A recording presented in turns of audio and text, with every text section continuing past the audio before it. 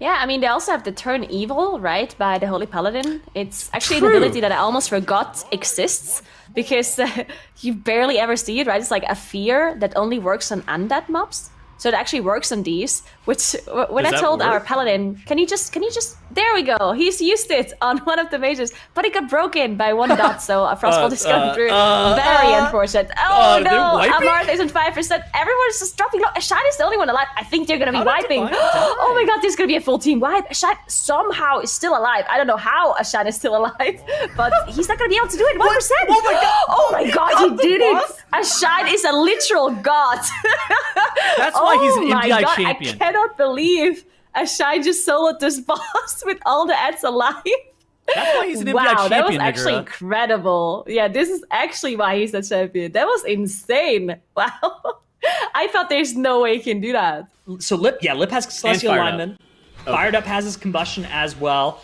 Gonna bait that Vulpin and kite it a little bit. Mistcaller now 14%, and that's the question. Let's see if they can do this. There's the dodgeball cast, and so they're gonna start the burn. Here it comes. They're trying to get Mistcaller killed. They got it. Oh my god, they've done it. There it is. The Golden Guardians have managed to do something that no other team has managed to do for the past 3 weeks of MDI, which is skip the final guessing game cast, and that has catapulted them into the lead here. They now have more count, and they've killed the boss sooner. They've skipped that entire phase. JB there with a victorious neck crack. You can see easy. A little bit of it was the power of the chest hair. Yeah. and many buckos. Yeah, so let's look at this strategy to tag the mobs over the wall, because it is a thing of beauty here.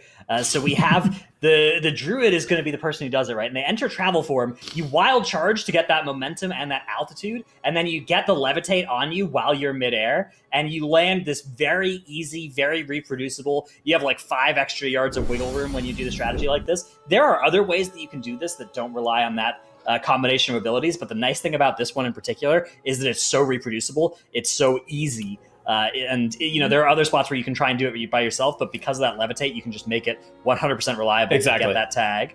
Echo just dealing with the trash slightly quicker as they're already about to finish off Amarth, while Golden Guardians just now got done with their pride.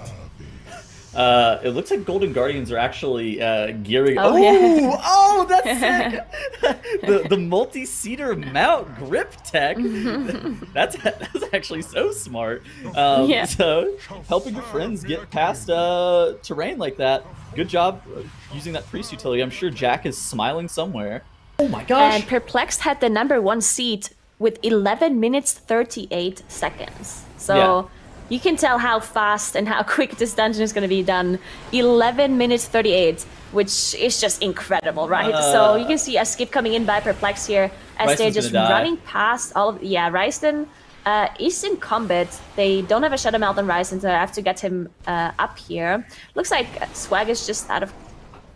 I'm sorry, No? What? Okay, Ashan is just going to be Battle Wrestling, right? Runic Power. Okay, yeah. Okay. So they pulled the bus to get the Runic Power. I was like, what are you doing?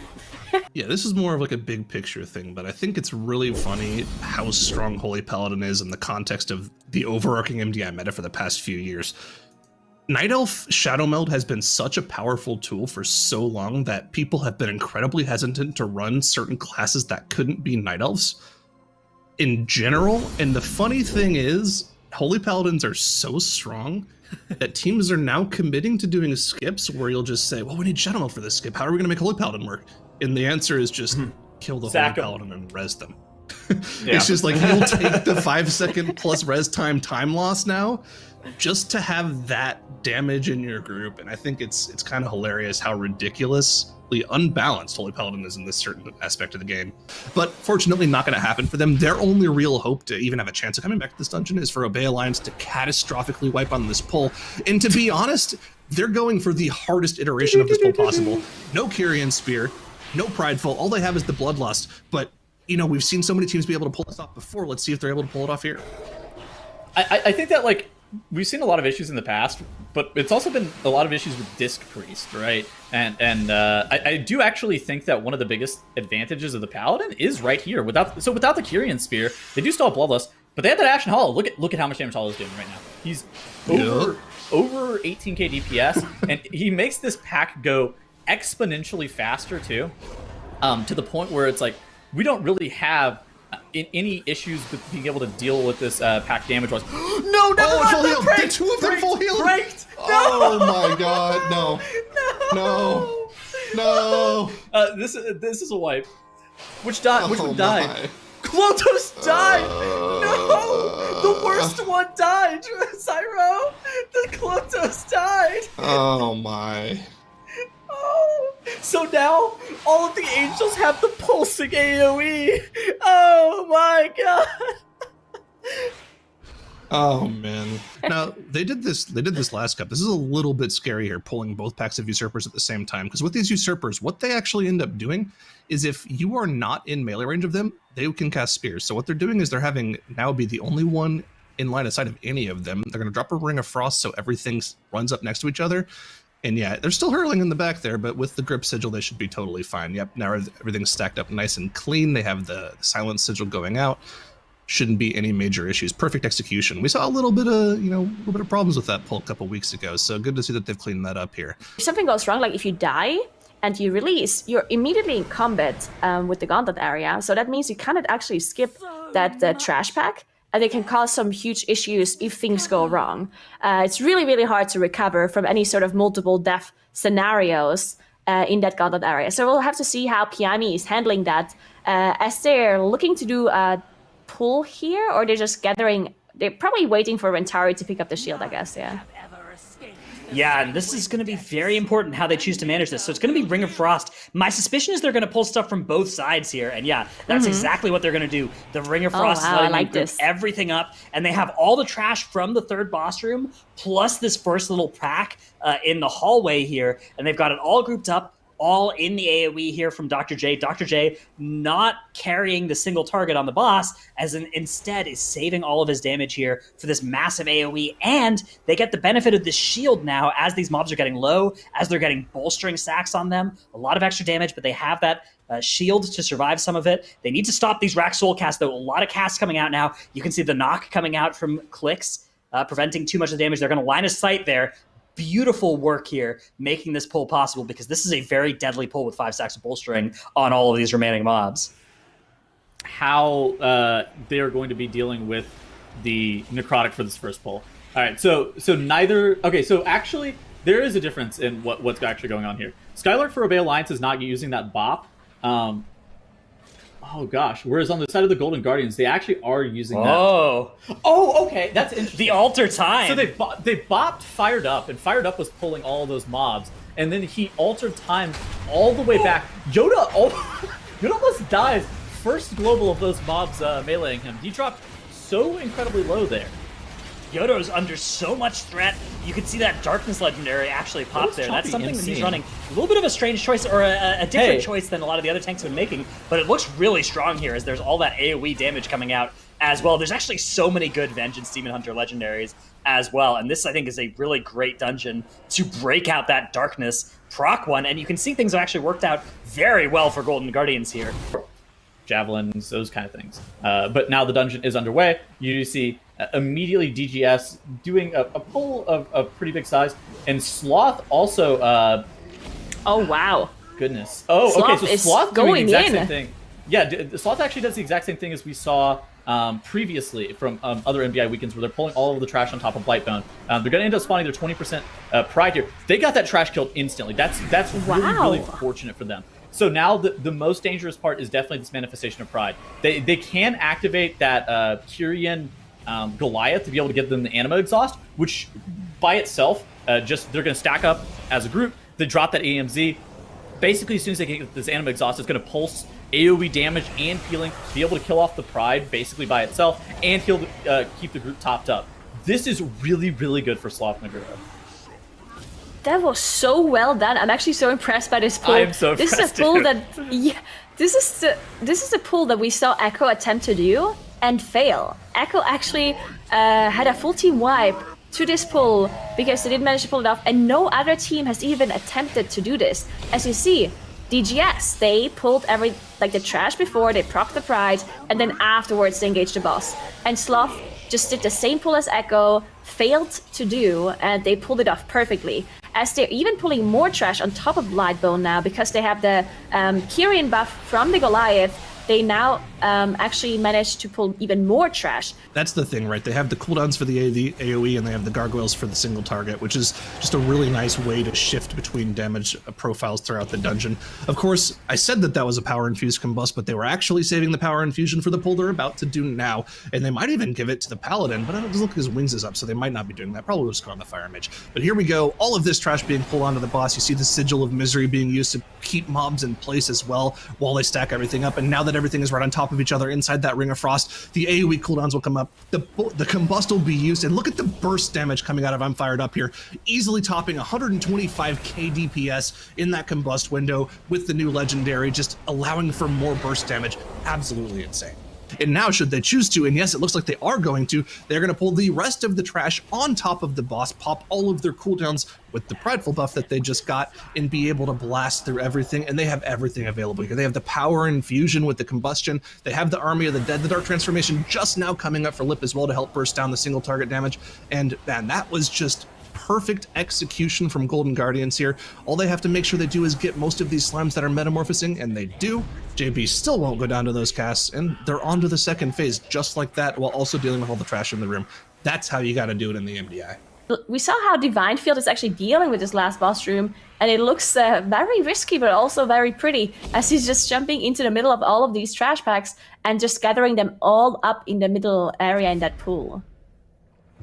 Yeah, this is something that we've seen Perplex do really well. Divine is going to hop into that pool in the middle, the little jacuzzi there, where the boss will be spawning later, after he finishes chaining his infinite Fell Devastations there from that newly buffed legendary. And so in this pool, as long as you keep jumping, you don't actually end up taking any damage from it. If you stop jumping for even a millisecond, you are going to start accruing stacks of a very damaging thing. Wow, look at all the damage from those auto attacks. But because he was jumping in that pool, that was the closest point for all three of those packs, and it groups them up really quickly. And then they're going to use this Ring of Frost here as well to provide a little bit of a CC and a slow to prevent the Shades from getting to the squishy DPS members of the group. And I mean, really, really beautifully executed there by Perplex. The speed with which they dealt with that pull, I mean, it is incredibly impressive given just how much damage comes out from any auto attack of any of those devoted mobs.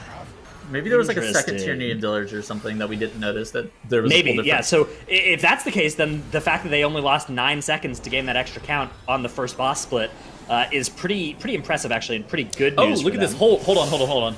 Oh, really good things are happening for Golden Guardians right now. So I think it was Fired Up. Fired Up was pulling the trash pack while the rest of the group was fighting that Pride there for a second, and then they grabbed. This is sick. They grabbed the Pride into the double pull. Whereas Obey Alliance is doing... Okay, so Obey Alliance did their Pride with the dragon, and they're doing the double pull by itself. Man, that was sick by Golden Guardians right there. I feel like that was a really good play. And that I think that helps them catch up that time disparity that they were lacking a second ago. It's not one where we usually see teams wiping, and it's one where we've seen some teams like lose their healer on pull and still kill this boss. So with that being said, they are going to get started on this boss. They have Bloodlust, they have Ashen Hallow, they have every single cooldown ever created all at once here, and you can see massive amounts of damage coming in here. 20,000 damage broken by both Dr. J and Clicks and Igloo here for a second as well. Wow. Curry in 4th place at 16,000 DPS. Yeah, that is a wow. He's overtaking now into 3rd, and that's going to be the end of the boss fight. 20-second boss fight or something. Oh my goodness! What in the world is this dungeon? Happened? Oh my goodness! Yeah, this is really, really sketchy here for Pihaimi, as they're going to pop the Cauterize on Dr. J. But you know what? Even though that pull cost them a death, even though things went a little wrong there, they were able to make what is normally 2 pulls into 1 pull. And you can... Wow. Sorry, but they just Door of Shadowed with the Mind Soothe, and that's the coolest thing. So the Paladin could just use the Door of Shadows, and because of the Mind Soothe of Curry, he didn't actually pull, so he didn't have to use an invisibility potion. This is actually really nice. I've never seen this skip. This is actually super cool. I just looked up at like Divine and Rice Ryzen quaking, but it actually does a lot of damage to him. Yeah, I just looked up and like Divine and Ryzen were just both dead, and I'm just like, wait, they died. Ooh. Yeah, I wasn't even worried about them dying either. Oh my gosh, What happened? Figura, did you see that? The what corpse happened? collector was standing in Sanguine, and Swag just mind controls him straight out of the Sanguine. That's so sick. Oh, That's Puck. epic. I like when these kind of people, especially Swag, is not someone who is known to be like a Shadow Priest player, right? So I He's a really melee like player. when. Yeah, he's a melee player, right? So I really like when people are adapting to like a completely different role and different class. This is a huge check just how much damage they're going to be able to blast into the boss during that damage amplification phase. With Tyrannical being an active affix, it is an open question exactly how much and how quickly they are going to be able to kill Ingramalik, especially because they don't have those Discipline Priests anymore. The Discipline Priests provided that dominant mind control of the Soul Cleavers, which did a tremendous amount of extra damage on Ingramalik. But these teams are now using the Holy Paladins instead, which means that they have a little bit less of that damage. However, the Ingramalik damage phase coming out with the Convoke the Spirits from Lip, they are going to be able to get it down to 2% before that damage amp falls off, and they are going to be able to That's kill it really off before the rechain. Incredible damage coming out from all three DPS players of the Golden Guardians, which includes JB, as they are now going to be getting down. On the side of Gargoyles, 0 deaths so far in their run. They're already on Gorchop. They're in a commanding lead now. Yeah, Death Gargoyle stream definitely, it just looks a lot cleaner on their side. The pull that they did before Gorge, IQ actually getting hit by and going down. They do have a battle rest available, but they have to use the engineering rest. Yeah, there we go. They finally got it off. Wow. Okay, so that was actually really well recovered. They managed to survive for quite a long time with their tank down. So that was well done, as they were using all of their defensives to be able to not die. Mode getting hit though. Not sure if Mode can survive this, as he's dropping incredibly low. He does have pain sub. There we go. Did survive it just barely on that last tick, getting a heal off. So well done by Mode to be able to recover from this mistake here. But yeah, just some minor issues here for the Skygirl stream. Krona getting hit as well, as he procs the Cauterize, having to use the Ice Block as well. Yeah, just not having too good of a time here on this boss, unfortunately, for the Skygirl stream. It looked so clean before this boss, and now they're having some issues here with the chains, apparently. Yeah, I mean, it is incredible that they were able to execute the trash pull in this area, which is extremely difficult, has so many intricate moving parts so well. They don't need to wait to pull the first boss like a lot of other teams do, because they don't have a strict DPS check. They have a Resto Druid, they have Mass Root, they have Entangling Roots, they can manage those adds, and JB can just spend his entire time bullying the adds, preventing them from reaching the boss without losing damage as a damage dealer by doing so. And he's gonna hop into that Moonkin form and start blasting those Starfires, tenders the Convoke as well, dealing a huge amount of damage to the, well, actually not that much damage relative to the perhaps what we're seeing out of the other guys. Although, okay, if you look at the damage meters right now, a lot of that is AoE because they pulled the boss in with 20 adds as well, and that was included in the details meter. So JP actually almost all of his damage there single target. It's not bad. It is not bad that he's putting out so far. It's certainly not Holy Paladin levels though, as they have that Fungal Mancer now coming under the boss. A little bit. Plague Belcher. No, the Plague Belcher is pulled here by JP, and what's the plan here? Meld. They melded all. They've killed the boss. Oh no, they killed the boss. So now now JB is gonna meld. He was the only person that was in combat with that Plague Belcher. Somehow that's good. That's good. Yeah, they've completely annihilated this boss. They've done so much damage to that boss. You can see Lip doing that tremendous thing that Unholy Death Knights do, where they just get so much single target when there is that big AoE funnel going on as well. Their boss right now. Paladins are second and third respectively for both of these teams. They're doing a large portion of the damage. Now, of course, we've talked about this a lot, but we have to reiterate how strong they are when their cooldowns are available.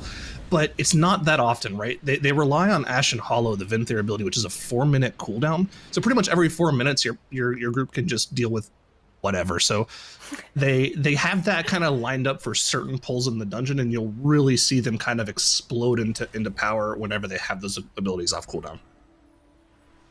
So unfortunately, we saw Shias on Slav's side just fall off the platform there a little. Of course, he did get carried back up by that whirlwind, but it's delaying their pull, as you can see, right? I mean, everyone's just waiting there, waiting for their tank to finally arrive. So they already killed the first pack a little bit slower. And it's easy enough to deal with them with the boss, because the boss has no other interrupts or anything else like that needs to be handled on itself. And it actually gives them a little bit of damage bonus to be fighting that third target, getting those trick shots out from their hunter. So it's a nice little efficiency optimization on a pull that's very hard to do. If you tried to fight all 5 of these at once and then you were spawning the Pride on the first thing that died, you would be in quite a bit of trouble. And so they've come up with this really nice way of sequencing everything. It looked like Yoda got carried up by the whirlwind and then he fell off right before he reached the platform. That's going to be a pretty decent time loss for Golden Guardians. Now he did manage to get carried up, but yeah, that was just another time loss for them, unfortunately. Now, here's the question, the question I have. Because they missed one of the ads, what are they gonna do with their last trash count? They have to come back to the same platform where the rest of their trash is. They can't kill it now because they don't want to spawn a Prideful. This is like really awkward. I mean, this is opening up all sorts of possibilities for Echo. If Echo's able to cleanly kill all 4 ads and move on, they could still take this. I mean, Perplexed is not in the clear yet. Definitely not. And you can see, of course, everyone can go to the same platform now. You see that already the world marker is down. It was the top left that hasn't been dealt with properly, so all of them are going to be going there and dealing with this. But yeah, it's a pretty decent time loss for them to have to deal with this again. And now they are up to 97% trash. So I think it was the 2 trash mobs that are at the very, very entrance. They skipped at the start. They still have to kill to proc that Pride. But yeah, this is the chance now for Echo, as they were able to kill all of those totems. You can see Muzella is down to 16% for them, as they also are fighting with this trash. I think it might still be too little too late for Echo, because, well, we don't know actually, because they also pulled this Enraged Spirit now, which is actually just doing huge amounts of AoE. Wolf Disc almost going down here, but what is this Enraged? He's gonna walk up to them now, right? And this is gonna proc the Pride too. Yeah, he'll run They to should be them. able to finish the boss though, right? They should be able to finish the boss first. The boss is still 2% lower for Perplexed, using that lead that they gained throughout the rest of the dungeon.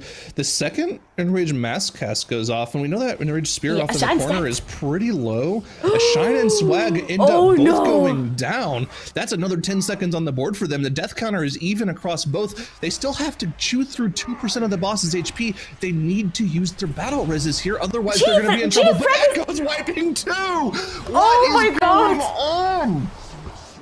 This might be a full team wipe for Echo, as Perplex is wiping too, though. Muzella's on 11%, so they only need 1%.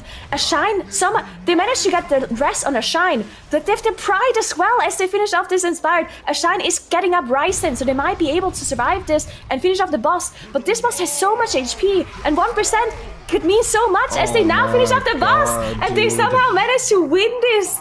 Oh my god, that was incredible. As both teams are 20%, the exact same time, it's going to be a question of who can quickly and efficiently get that last little bit of trash count. It's going to be the Alter time for Fired Up, as he's going to run over and grab those mobs. It looks like they're coming in now.